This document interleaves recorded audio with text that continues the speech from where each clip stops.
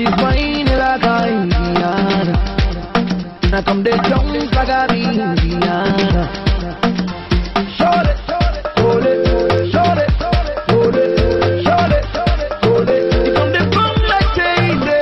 Show it, hold it, show it, hold it, show it, hold it. You come the drum like Jay-Z. Show it, hold it, show it, hold it, show it, hold it. You come the drum like Jay-Z. Show it, hold it, show it, hold it, show it, hold it. You come the drum like Jay-Z. She's fine like a Indian. Now come the drums like a Indian. You never seen her before. Hey, it's your girl Demi, okay, and I have one of the most wonderful Nigerian artists. Is an artist, is an actor, a model, fashion icon. Without him, there is no fashion in Nigeria. It's the one and only Uti. Please welcome. Hey, thank you. All that intro for me, I feel special. Yeah. How does it feel to be a great man? Because you are great. Amen, thank you. It feels great because, yeah, corny, great. It feels great to be great. Because I'm one of those miracle babies. Like, I'm one of those near-death experience kind of children that, you know, you were supposed to die because you were certified, almost certified medically dead, but you came back. So it's only I'm not surprised that I am who I am today. I've always felt like me, like I always, like how I feel today. I've always been feeling like that right from when I was young, and people right from secondary school, they used to tell me, guy, you're already the form star, you're not be star yet. I'm like, this is just me. I watch a lot of TV and it feels great. It feels great because God has favored me.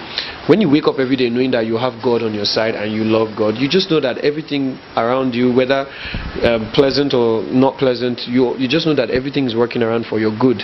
So it feels really good because of the relationship I have with God, and I wouldn't trade being me for anything else. So, if you had to work with the best designer in the whole world, who would that be? The whole world? It's got to be Versace, man. Versace outfits are awesome, man, with clothes, with colors and patterns, and I love Versace outfits. If it's not Versace, definitely Armani. I can't even choose Versace, Armani. Yeah, that outfit, 2011 Music Meets Runway. And when I looked at it, I was like, oh, to me it all made sense because, you know, the guy is a young designer slash model. So I was thinking, because I'm a huge fan of The Matrix, and you know that Keanu Reeves outfit, like a semi-suit trench coat kind of thing. So I was thinking, why don't I do a military version of that? And then it ended up looking like, you know, this Chinese kung fu outfits. And then I had my hair up like this, you know. Like so I looked like I was, yes, I looked like I was about to go and fight somebody. And then I had these awkward pants he made too, because they were like skinny jeans with red like gripping bases, and then the shoes were long. I looked ridiculous, and I was like, wow, Uti. Well, it's all about taking risks, because without risks you can't achieve success in anything you're doing. So of course now I know what not to wear. And I think that's been my biggest fashion. What the hell were you wearing? That's it. Other outfits, even though there are some outfits that people have not agreed with totally, I loved them. I love my different looks, and I would. I love you in tuxedo. Hey, thank you very much. But a lot of people are used to see me in tuxedos. I love suits. Every time I wear suits, I just feel like I'm Superman. I'm telling you, like I'm about to fly. There's something edgy about it. You just feel good about yourself. Yeah, about myself. And people, a couple of people have made fun of me because I have this, like, I don't know how else to pose for pictures. You know, the safe. I play safe. True, that's so I'm always like, and people will say, "What's wrong with you? Are you about to fly?" You're a model. You need to show us. I'm a model, so I'm used to that, and I'm not the, you know, kind of model. I'm like an action model, you know. I like the whole, you know, action look, mean look, you know. I don't like the whole pretty look, you know, so I don't do pretty. So people make fun of me like, oh, do you have boil in your armpits? Do you have boil in your crotch? Do you have somebody say you want to fly? Are you a robot? I'm like, that's it. At least you sense attitude. At least you notice. Some people, they walk down the red carpet and they never notice. Yeah, that's attitude. As a model, you have to have attitude and sell whatever you're wearing. Because whether you like it or not, people are going to turn and look, from the stance, then they look at the outfit. You're one of the most successful reality TV stars. Thank you. With 2 appearances at the Big Brother. Yeah. And you also the host on Jara? Yes. Okay. Tell me about your experience at the Big Brother house. And why did you go for the second time? Well, second time was an all-star game. You know, the most controversial housemates that didn't win from the past seasons were asked back. And like I said, I'm a very spiritual person, good relationship with God. That period we had Thanksgiving in our church, and it was called the God of a Second Chance.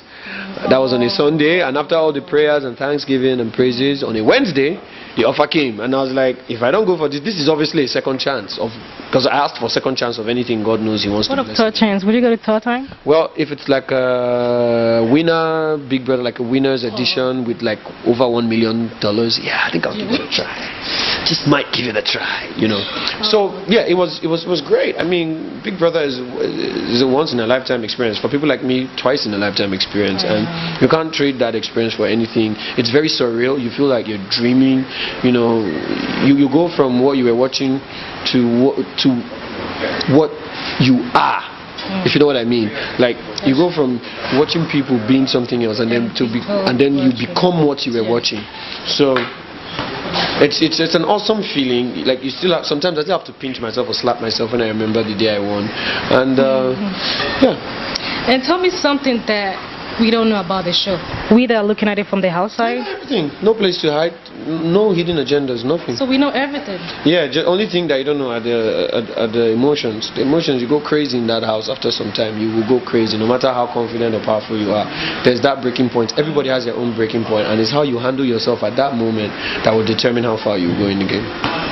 Thank you. You've been severely misinterpreted on the social media. Oh, don't mind that. It's normal. Like, but you don't care. Like, oh, like, I don't really care what it is. Like, where did you get that thick skin from? Like, I'm a Delta man, and if you grew up where I grew up, you gotta learn thick skin, because I grew up in Sapele. I was born in Ugeli, grew up in Sapele, schooled in Benin City. These are three places that people have like razor sharp mouths, man.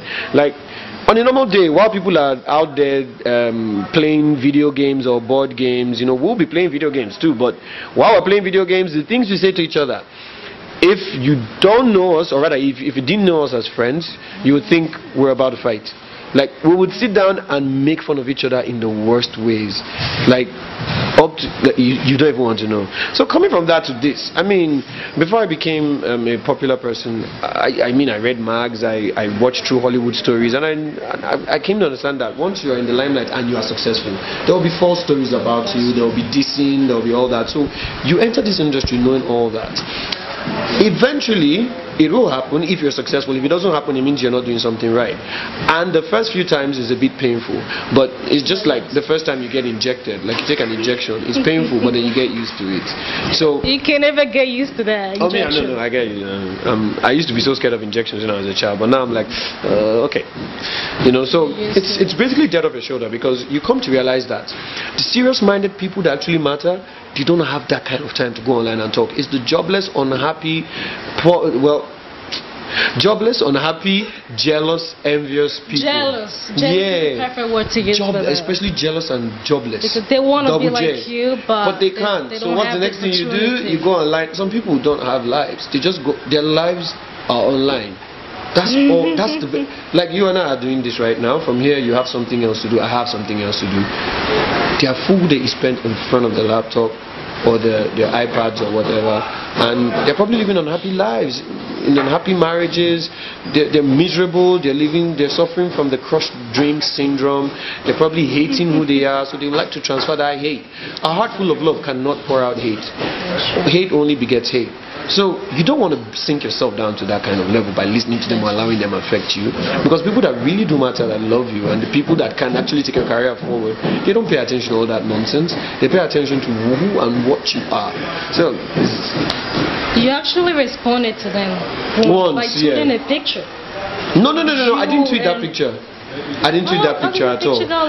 What she did, she uploaded it on her Instagram via my iPad. But she uploaded it on her Instagram, and it was taken with my iPad. Like, we're fooling around. I mean, iPad, you can't Bluetooth to anybody or whatnot. So I felt secure. So we just took the pictures, we're just playing around, and she wasn't like my lover or anything. We're just fooling around, like, you know, if you see the pictures, you know that we're playing. And the next thing, she uploaded it on her Instagram, and then I was like, no, you gotta, you know, take this out. Okay. But trust me, the jobless ones were online looking for the latest thing. I saw the picture. And then, I was like, and then they now made it seem like I tweeted. I'm like, why would I tweet a picture of me and a woman in bed? What do I have to prove?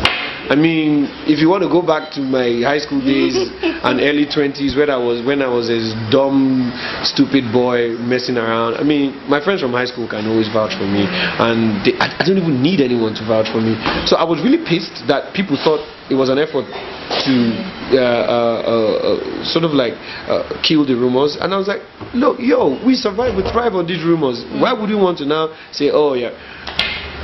It was really annoying, but I had to go out of my way to tell people, hey, yo, I did not tweet any picture, okay? I was just having fun in South Africa. She uploaded it on Instagram. Someone took it and they put it on all the blogs, and other blogs copied from those blogs. But the serious blogs didn't carry it.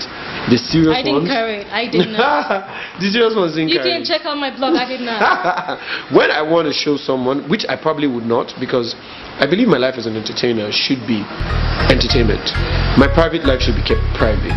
I mean, but you're in a public eye. That's not possible. No, but then you should control what you want people to know about you. I mean, I give people my life for 90 days on TV, uninterrupted. Haven't I tried? I mean, I don't hide most of the things I do. Like, I'm on TV all the time with Jara. I mean, people say enough of me.